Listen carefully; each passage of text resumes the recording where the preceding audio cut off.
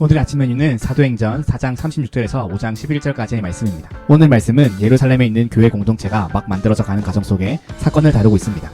예루살렘의 교회 공동체는 서로 물건을 통용하는 아름다운 모습이 있었습니다. 그들이 물건을 통용했던 이유는 그 당시 알렉산드리아 교회의 기록을 보면 알 수 있습니다.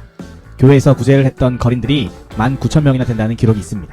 생활이 어려운 성도들을 돌보며 가난하고 소외된 주변 사람들을 돌봤던 초대교회의 아름다운 모습이었습니다. 이와 같은 상황이었기에 교회 공동체는 자발적으로 가진 재산을 나누게 되는 일들이 일어났던 것입니다. 그중 오늘 말씀 서두에 등장한 인물이 있습니다. 그는 구브로 태생 레위인으로 이름 요셉인데 바나바라는 별명으로 더 익숙한 사람입니다. 마가의 삼촌이기도 한 바나바는 자신의 밭을 팔아 그 돈을 사도들에게 구제의 용도로 바쳤습니다. 물론 바나바는 순수한 동기와 자발성으로 그 재정을 드린 것입니다. 그것을 지켜보던 아나니아와 삽비라 부부는 자신들도 상상할 수 없었던 초대교회의 큰 사건을 일으키게 됩니다.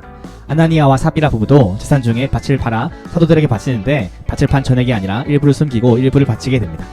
하지만 하나님께서 베드로를 통하여 그 사실을 드러내시는데 성령을 속인 아나니아는 그 즉시 혼이 떠나 죽게 됩니다.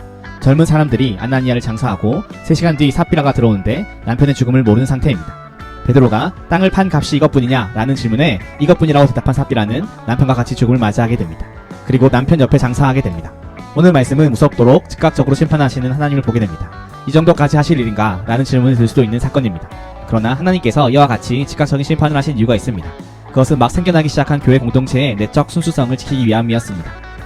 교회가 시작된 시점에 하나님을 향한 성결과 순수성을 잃어버린다면 교회로서의 역할을 제대로 감당할 수 없기 때문에 하나님께서 즉각적인 심판을 하신 것입니다. 아나니아와 삽비라를 책망하는 말씀 구절을 살펴보면 사탄이 마음에 가득하다는 표현이 나옵니다. 성령 충만의 충만과 사탄이 가득하다의 가득함의 표현은 같은 표현입니다. 사탄이 마음에 가득하여 성령을 속이려고 시도한 그들의 숨겨진 동기가 하나님과 모든 성도들 앞에 밝히 드러난 사건인 것입니다. 하나님 앞에서 진정으로 가난한 사람들을 돌보기 위한 순수한 마음의 구제가 아니라 자신들이 드러나고 높아지는 것에 유혹을 받아 거짓말을 하게 되고 하나님을 기만하게 되는 죄를 저지르게 된 것입니다. 하나님을 향한 두려움을 상실한 그들의 행동인 것입니다. 오늘의 적용, 두둥탁! 아나니아와 삽비라는 하나님을 향한 두려움보다 자신의 탐심이 우선이었습니다.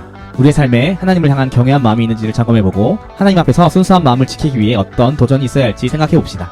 끝!